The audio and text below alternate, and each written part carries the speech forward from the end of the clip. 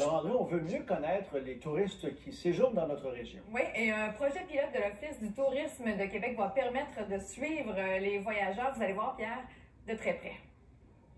Une technologie pour suivre les touristes. Ce qu'on souhaite faire, c'est récolter de la donnée en temps réel des visiteurs qui viennent dans la destination. Pour mieux connaître sa clientèle, l'Office du tourisme de Québec souhaite recourir au service d'une entreprise de télécommunications qui permettra de connaître le nombre de visiteurs dans la région, leur provenance, la durée de leur séjour, leur déplacement sur le territoire, les sites web qu'ils ont visités. Ces renseignements seront obtenus grâce aux données de géolocalisation émises par les appareils cellulaires des touristes. Les données qu'on souhaite recueillir vont être totalement dépersonnalisées. Donc, les gens n'ont pas à craindre là, pour la protection des données, des renseignements personnels.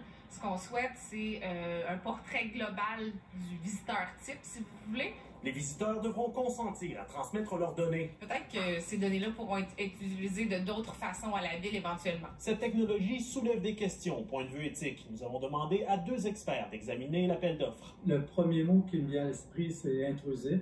C'est un peu ça qui m'inquiète, c'est le suivi de cette information-là, comment que les gens vont s'assurer que ça va être vraiment bien sécurisé, parce que à date, on ne voit pas vraiment qu'il y a un souci de ce côté-là. La géolocalisation est une technologie intrusive. Cet enseignant croit que les risques sont minimes. Le fait que ce soit dépersonnalisé puis que la géolocalisation soit dégradée, soit pas une géolocalisation très précise, ça me semble... Et puis qu'il y ait un consentement explicite qui soit attendu des utilisateurs, tout ça me semble plutôt suivre l'état de l'art de ce qu'on doit faire aujourd'hui pour s'assurer de protéger la vie privée des utilisateurs. La collecte débutera en juillet et s'étalera sur 18 mois. L'entrée en fonction pourrait être repoussée si la frontière demeure fermée et si les restrictions concernant les voyageurs sont maintenues. Raphaël Beaumont-Drouin, TVA Nouvelles, Québec.